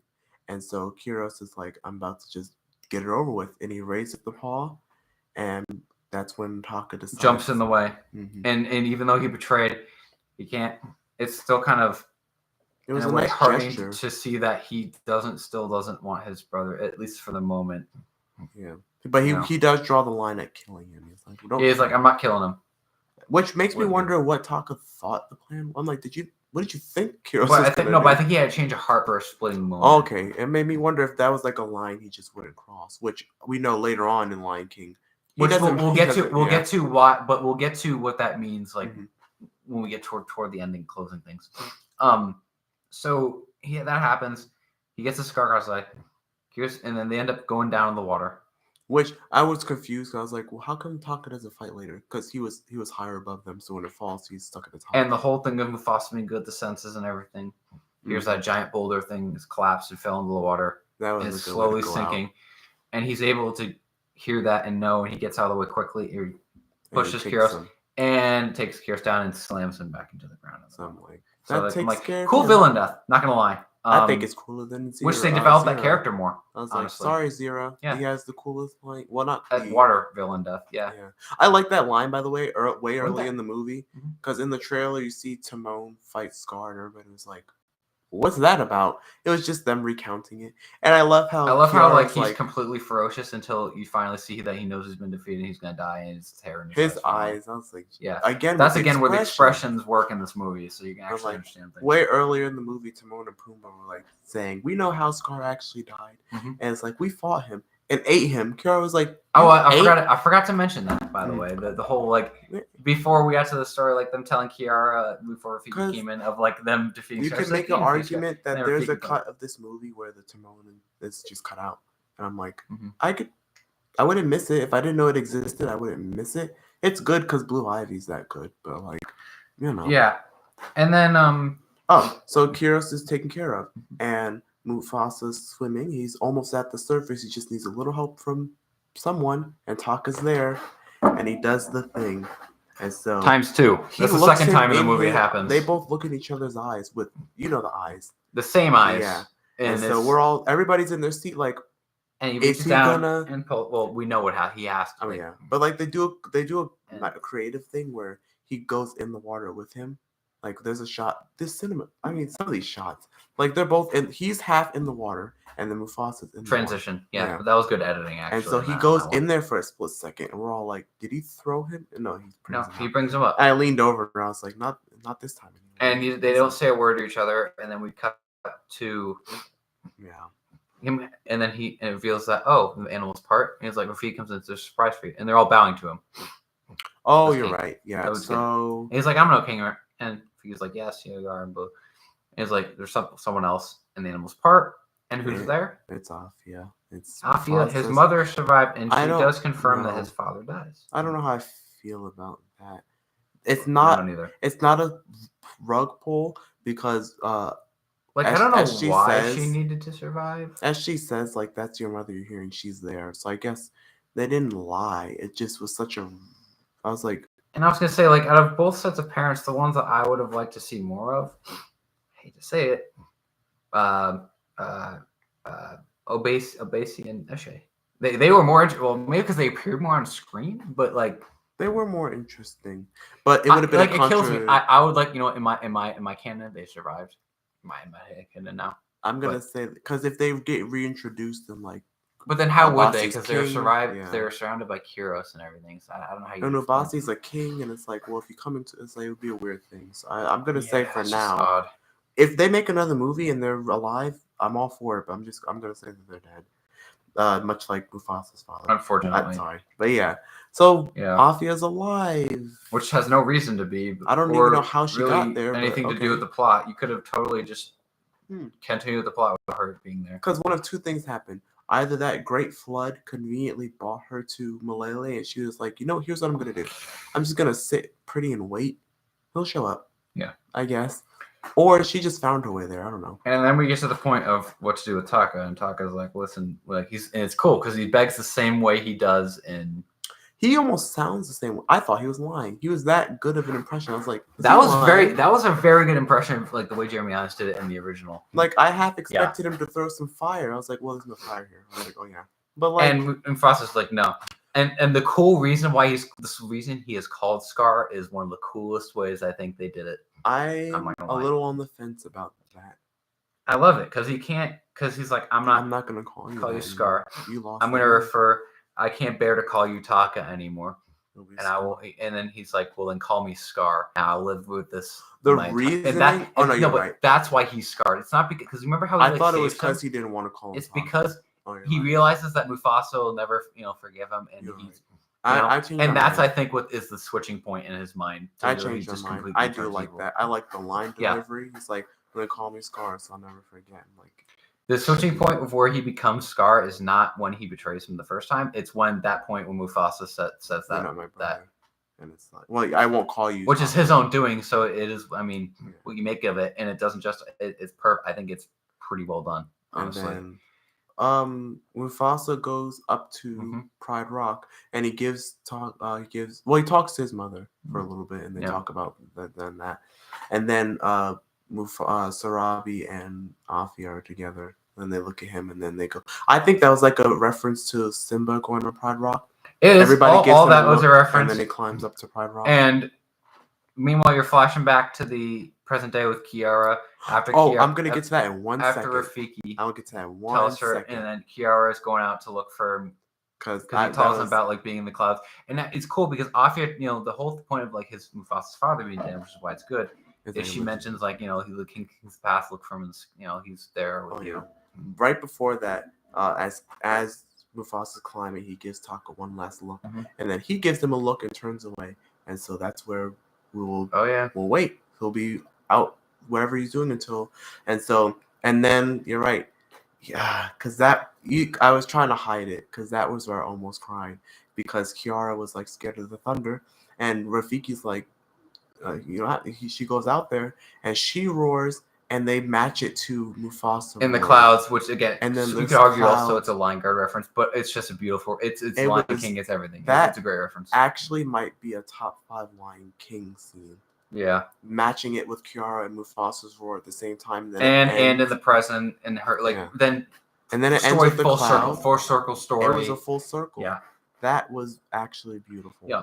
And then Rafiki, just a cherry on top, he comes out and he's like, she's like, I don't want it to end. I don't want Mufasa to be gone. So he's not gone. That's kind of a. I feel like that's also a reference to the movie. Maybe I was feeling that way. I was like, we're at the end. Oh man. I'm like, no, we're not at the the end. end. He lives in you, and that broke me. I was like, dang it, because I was like, and so all is as was. Now we're back in present day fully. Mufasa and Simba and Nala are back, and so we reach our ending. So she gave birth, as we And I saw the cut of like walking right when we home. He's like, we got a surprise for you, Kiara. Because didn't tell her. And they're like, and meet your brother. Oh, you're my little brother. And they did this on purpose, where they didn't name. They didn't name. They said brother, but they don't name who it is. They don't. It's a younger brother. I'm gonna say 60-40. It's either Kyan or Copa or something different. Like 60% Copa, 40% Kyan. Or something else. I don't know. It could be something else because this is a whole other universe. Yep. Who knows? But they use Kiara. Why would you use Kiara? Like, it could be. I'm like, what if they name him? But it killed just me. To confuse it killed everybody. me inside that. Like they and plot twist. No, they ended. I'm like, no, we don't know the cup's name. Now we do need another film so we can know what that is. I was satisfied with the ending where she's like, I'm gonna tell you a story, and she gives this really nice smile to the camera, and it's like boom. I was like, and then we get another title card just to cap things off. I was like, which was interesting for me. I mean, the title card, but no, that ending, and she's like, let me tell the story in front to you. And it's like, but it's cool because she also says, "I'll always protect you," which is interesting. Because now she's not that scared quote anymore. is interesting. Yeah, because which maybe that was the point of Rafiki. Because remember, all this time I've been asking, well, why is Rafiki telling this story to Kiara? Because she has a brother coming. Yeah, so it's like now he's gonna tell a story. It's like, I guess is a perfect time to tell a story. Because she says little things throughout. She's like, I'm glad you didn't turn out like that. I predicted this way ahead of a lot of people. And if you don't believe me, go look at my video. Look at the timestamps. Yeah, go look at the timestamp. I think you should probably do like. If you're that was like the only prediction really that I really had in front of a lot of people. Yeah. So. Because I had that when they released the synopsis and they were talking about or Nala's missing and the Kiara thing. I was like, oh, what does that mean? I'm like, it means that she's probably giving birth. And it's like, no. I'm like, yes, it does. Yeah. Makes sense, and that's why I was even telling like. Why are they telling Kiara this story? And even before the Nala thing, I'm like, well, what if they're... I think it was way before that, too. I made mention that... I'd have to go back and look at what video's timestamp in, but the earliest one was. But I know for a fact that I did this back in January, I think. I think one of the first time I... The only two things that didn't end up happening was Zira and Kovu, ironically. And... Yeah, as of right now, we don't have no idea what because this is not over. Because then the movie ended with Kiara, like a very focus on Kiara. Yeah, so I'm like, this is not over. I like to think this isn't over. So I'm like, there's gonna be another Lion King movie. I don't know if it'll be a Lion King 2. I don't know if they'll do that, or I want a series so bad you have no idea. So I'm like, that was so. Because I think a series that actually do animation because it's cheaper. Yeah. Believe it or not, than the CGI. So. Because this cost about what 200? It cost about 200 million or something like that. I heard. Which, for the first time in a very, very, very long time, the budget looked like it was there. I was like, and I think they're gonna definitely get it back. The only problem is again, I'm gonna go with this. People are being very critical of this online.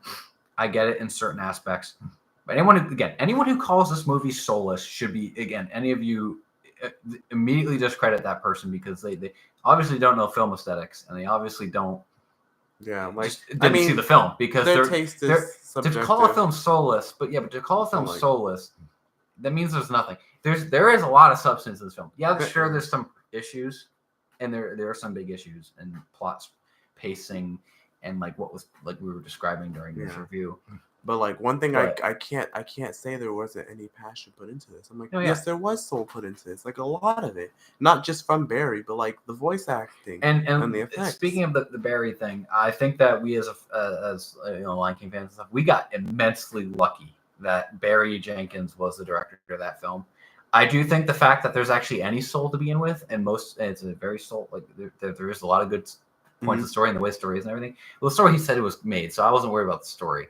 But I'm talking about like the cinematography and the way certain stuff was. And like all that is Barry. That all was, the cinematography that's it was already written. Is Barry. When he was signed on, it was already written. Yeah, but the cinematography, but like executing it, yes, that's up to him. Yes, that's got. And I think, as like I said, we got incredibly lucky because all those camera shots. I'm like, yes, that makes sense. That Barry is the one who's like does those shots. I don't think anyone else would have even bothered to do as amazing shots as these were. I don't think any other Disney movie has had camera work like that. Because remember that one? What was that? Was it during a song where it goes like jump, jump, jump? Oh yeah, it was during Brother, where it goes dun, dun, dun. And Yeah, it does this. Oh, that's freaking the timing and the editing. I was like, whoa, okay, that's cool. And like you could like again like take a shot every time somebody fell from a tree and the camera would like follow. Like I can't wait to see what it's gonna be like. I wonder what it's gonna be like Falls. in 40X, especially those like water scenes and stuff. Maybe there's a couple of scenes. All I'll say is that'll probably look like perk right. The elephant scene. Just be ready. Oh, that'll gonna get very wild. Oh yeah, you're gonna hear stuff all next year.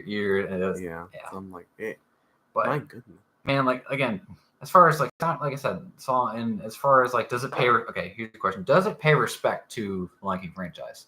I would say yes. Absolutely. Yes.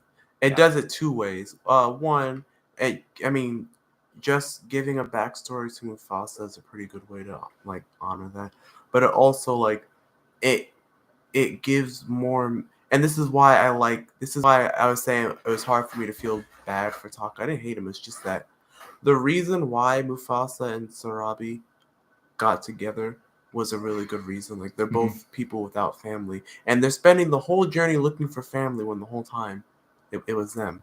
I'm like having that background, and then when you watch Lion King again, it's like when she's sad that Mufasa's dead. I'm like, I get it now. I'm like, and again, like I said before and early on, I think Zazu and Zazu. Kiara had the best voice actors. Like, I mean, the Blue Ivy again. Everybody who is voicing younger counterparts did a really good job of voicing.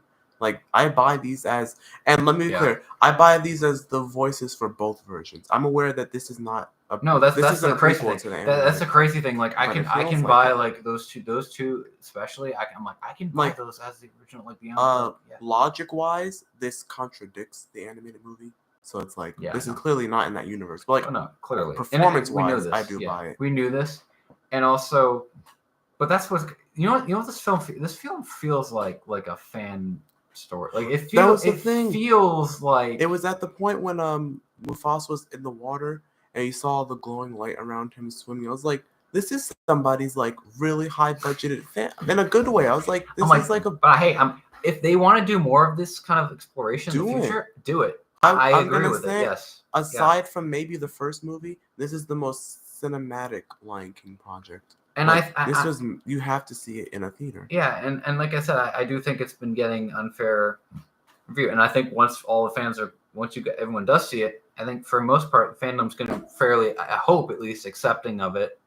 We'll see how that ages, and we'll see how that statement ages. I just want everybody who's reviewing it to. I mean, I don't know if they're going to be as in depth as we just were, because we're into like everything. Everybody's trying to hold it to the standard of the original, and that's the problem. I don't think any movie's going to do that. I think the problem is that people try. Again, you're right. They try to hold it to the standard of the original film. Which, to be fair, the movie's passing itself off as a prequel to said. Even though not the original, it's the remake, and it's not. It's just that's what they're banking. It's not like the problem is they shouldn't be compared. It's like comparing like I don't know what's a good comparison. Probably that would be like the same thing, like Rogue One to like the original Star Wars trilogy, I guess. Yeah, like these function as two that's different a good maybe. Things. Yeah. So it's like no, but that is a good comparison. Rogue One to the original Star Wars trilogy. It's kind of separate. I would judge this more on filmmaking Mhm. than as a Lion King thing, and that's coming from a major Lion King fan. So, because I'm like, as a Lion King And fan, again, I might be biased as a Lion King fan too. with the lore and everything, I think that I would give it a solid 8 out of 10. I'm giving this a solid 86%. But like, as far as filming techniques and Yeah. everything, this is a 90.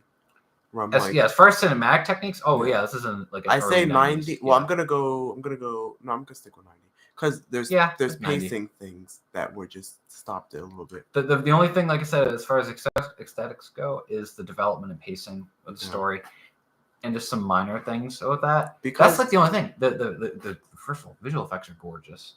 Yes. The expressions were all done really nicely. The music, animation was fluid. Music scores, and really I mean, great. all new original stuff was. Really again, there's some issues with some of the songs. They're not. They do have issues. We can go into that too. They do have issues. Some of the songs. They're not. Like I said, they're on par. I would say they're on par with Lion King 2. Yes. Like you were saying, they're not the only. Again, and you different opinion, but I think the only songs that really is this you? Oh, Tell Me It's You and Tell Me Brother It's Betrayed. You. Those and, two. Yeah, Brother Betrayed. Which.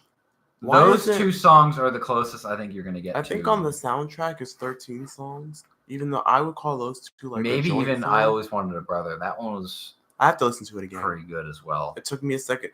Sometimes Lynn's music, it takes me a second to get the beat down. I Always Wanted a Brother, Tell Me It's You, and actually, you know what? As well as actually We Go Together was those four. I think I'm trying to figure out like what my favorite would be. I was about to say usually do a mini ranking of the songs. Dang it! I'm gonna say that if I was like personally just for fun, Brother Always Wanted a Brother was good, but honestly, my favorite is probably Brother Betrayed. Just the emotion in it. I know you're gonna disagree with that, but right now it's between We Go Together and I Always Wanted a Brother. So I'm like, I'd have to think. So I'm like, I know this much. I hate to say it, but I know my least favorite song. It's probably Bye Bye. So yeah, if you guys couldn't tell, we're now we listen to we're kind of in the more biased section of this review. So we're talking about our personal preferences now. Yeah. So now, like as like Lion King head stuff, what is the most likely thing you see this going? Like, where does this go from here? I mean, you could do so much. Like I said, with the whole King Valley thing, you could do some stuff with that. Mm-hmm. You could go even more into like the Rafiki and his brother thing. Yeah, because I'm like, he leaves the tree and like this monkey girl is and then like obviously sad. They still leave it open with the whole like birth of the new cub too. Like there's a lot of stuff you can go into. There are some open things that I think the thing that the fandom is going to have the most fun with is the Valley of Kings thing. The fact that there was multiple prides and stuff, and all these, which means this is why I told the fandom, why are you so mad? The amount of expansion we have now of just like messing with stuff is. I forgot crazy. what her parents' names are, but this could mean Ronnie's parents are canon. I think technically, right? What if that's the reason they were killed? Because I'm like, there's other. Wait, would that even make sense? If there's other prides, that means. No, that wouldn't make sense though. Timeline wise, was no. No, because Kiros would be dead by the time what you call it. Because I'm assuming she's. I'm like, dang it! That would have been a cool dude. That would have been so cool if it worked. If you want to spin it, you could say one of his like followers that we didn't see, like that Evil Eye comic thing, where it's like we spin off something from there, but like or like maybe Jana's. Like I don't know how you'd go with that. Yeah, the follower thing. Possible. Dude, that would have been such a cool explanation too. Even though that could be Kion, even though I'm calling Copa, it could be Kion. I don't think this is implying a live action Lion Guard. I don't think that. No, we're not getting that. I don't want it either. I don't want it. It would be a really hard thing to try to sell. Lion Guard, people gotta understand. Lion Guard is we're not going. The series needs to end. It's ended. It's ended. It's ended. And honestly, if they want to continue it, do a new Tree of Life series. There's some Tree of Life like set like a timeline in the future. You know what I mean? Like set in the future. I don't think the Roar could exist in this universe. That'd be just a little too fantastic. I could also see them doing a new Lion King 2 story, which is rumored somehow still. Oh yeah. This even though Zira, I know you looked at the credits. We don't need Zira. I don't think that means she's not. I don't think that counts her out yet. I think what you could do is have one of those lioness followers. Yeah. And have her steal The a cup. only or thing have that's a cup. the only argument against it is you already used the model with the notched ear. I'm like, why did Which you? Which reminds me, did they even show what happened to the white lionesses? All we know is that the animals joined together and fought them off. We don't know. I don't know if they died. I'm like, I didn't see that. Yeah, they didn't show much with those, and that's kind of sad. I do think like we didn't even need like Zira for this. They could do a story with still have Kovu, but you don't need Zira. You could actually have another lioness. And do like some sort of other different story. It's not even close to anything we had from Lion King 2. What is Scar? And the reason why she hates, and the reason that you still have conflict, and why she hates someone because she hates the bloodline, because that's what ended up killing. And it would be great if it was actually like Kiros' daughter or something. Like that wasn't mentioned in the film. He had a son. Never said that he didn't have a daughter as well. Because who are the other two lionesses with him?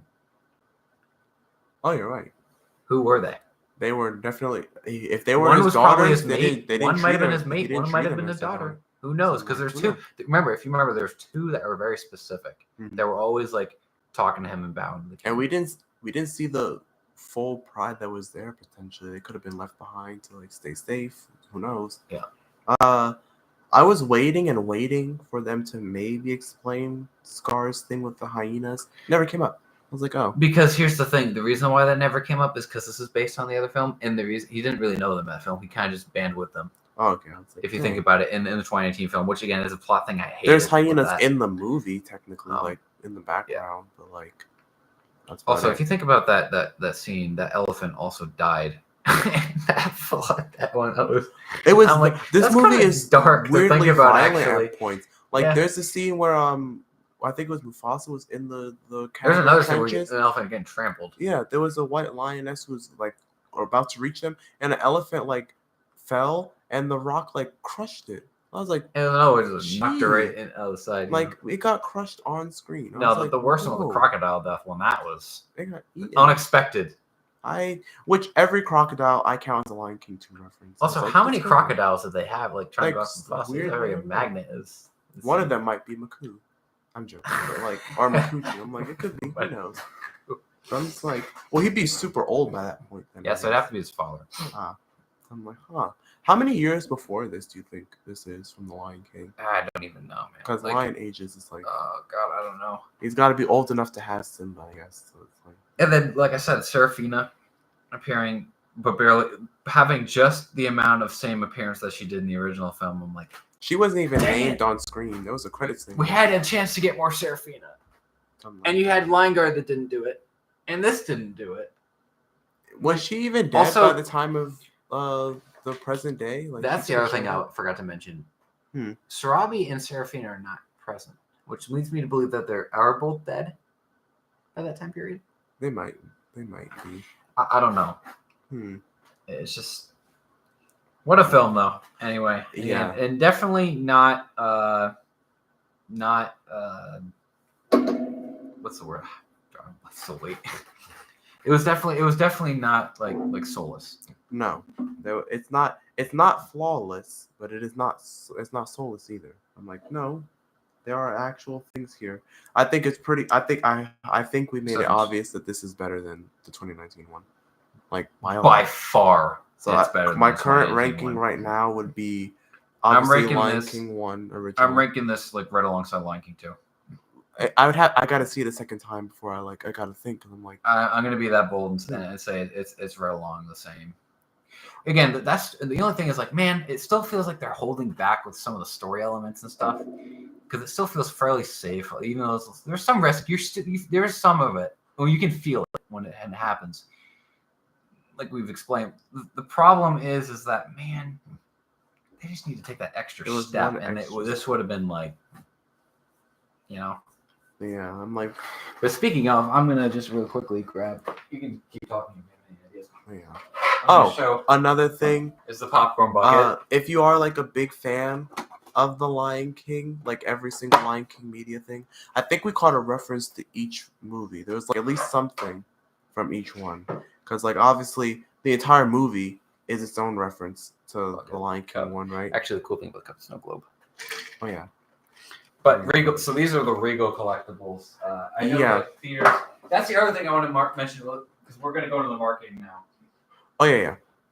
And you can talk about that while I'm showing them the stuff.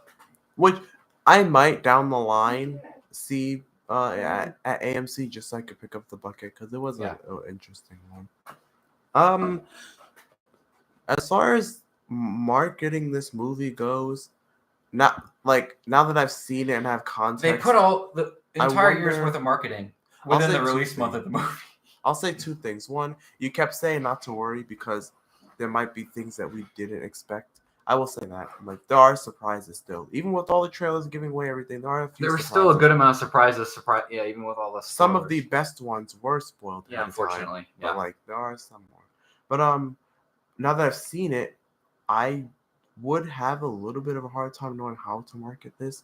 I wouldn't exactly call it a fan. So one of the reviews said it was a perfect Christmas movie. That's like let's not make stuff up. I don't think it's weird. I don't think it's even a Christmas movie, let alone the perfect Christmas movie. So I'm like, maybe they just didn't know how to market it. What's this even sitting at in Tomatoes now? Probably low still, which doesn't make sense to me still. But how do you feel about this film does not deserve whatever it has at the minute? I know. Yeah, it does not deserve 57. That's split down the middle. That's actually more in favor of positive. I would say, if anything, on Rotten Tomatoes, I would see it more as like a 60s, which I think it might get to eventually. Which I think is what it has on Metacritic, I think. Yeah. Because that's the thing. It's literally split down the middle. Variety liked it. Hollywood Handle liked it. But then you have BBC calling it soulless. I don't like understand people calling it soulless. I just don't. Like, if you know aesthetics and you know film, there's nothing like, again, and I'll give Barry this. I gave him a hard time. I'll apologize right now. I'm sorry, Barry Jenkins. I'm sorry. I'm sorry for doubting you because you honestly were probably the main part of this movie, why it was actually the good parts of it, why they're actually good. So, yeah. But I mean, and then like I guess the marketing, it sucked, and then like because how do you feel about this movie? And then it's delayed. What do you think it might have gotten delayed? Like, I get it probably was the actor strike stuff, but it had to be three things. It had to be cleaning up those effects because the teaser didn't. These look way better than the teaser. Yeah. So the teaser, I told people this, and no one wanted to believe me. I was like, it was not rendered fully. And then of course the strikes, and I have a new theory. They might have waited specifically for the 30th anniversary. And let's push it off Perhaps one more. But they pushed back in summer, not the. Oh yeah, you're right. It still didn't come out. Dang. I think this wouldn't have survived if it came out in the summer. That they had to redo some, because there's some things that I feel like maybe, like in the film, that maybe I have a feeling that we learn about some of the previous like scripts and stuff for this and stuff. I think there's going to be some things that people might be outraged about that they left out, because I'm going to say 80% of what we see on screen is animated. Like, it might be filmed at live action locations. I think it's all CGI. It's all rigging. It might have just been that complex. It just took that long. It's like these camera shots might have just took forever. I know they started it in 2020, right? Or 2021, I think. Well, the texturing and everything, that probably took a while. Like doing all like the individual, like yeah. So, I mean, do you think this did a good job adding to the 30th anniversary celebration? Absolutely. I think that I know it came out literally at the end of it, but like absolutely. It was a good way to go out. And I'm gonna go as far as saying, if you classify as animated, despite Marvel, I think this is definitely Disney's best film of the year. I would. I'm gonna be honest. I think it's better than Inside Out 2. It is. I'm between Inside Out 2. I think it is. I think a second viewing, I'm probably gonna lean towards Mufasa. But like, I just think that overall, I think it's just the story, because I honestly think that story is just even with the issues in it, it's somehow really captivating. I'll say this: no shade to Inside Out 2, but like on a technical level, this might have done a few more like pizzazzy. Just things. Barely, but I think it did. Yeah, like they both are really good. But I'm just like, as far as like camera work and whatnot, like, I mean, but we all know what the best animated film of the year is, and that's Wild Robot. So how does this stack against Wild Robot? Not close. I mean, but you know, oh, I do wonder, because I don't know. You're talking about a movie that's about an 86 compared to something that's a 98. Oh, you're right. That I actually argue should be 100 in my personal opinion. But the only thing it might match it with is that score. Even the original scores for this movie, I cannot with this music. Again, the movie, and like we said in the review, and we got to kind of wrap this up a little bit. Yeah. But that score is one of the best Well, again, the best examples I've ever seen of like using a previous score for a film that's based on something like that. And interweaving it with a new, because I'm Really there are well some done. new pieces in here. So I guess last couple of things, because I don't know your opinion on these as a whole. Mhm. Does this make you a little more excited for live action features going down the road? Because next is If Snow they're White. going to be like this, Because the trailer played before it. I'm going to tell you something. If they can just somehow find a way to mix some animation in, sure. Mm. People are arguing this film should have been animated. I argue that it would have been great, sure. Who knows if it would have been successful or not, to be honest. It's really hard to tell, honestly. But I don't really mind that this film was that like CGI live action style. I don't. No, I don't mind either. It was done really well. I don't mind if they go this route, as long as they keep options open and throw some, give us like an animated series, something that at least compensate. You know,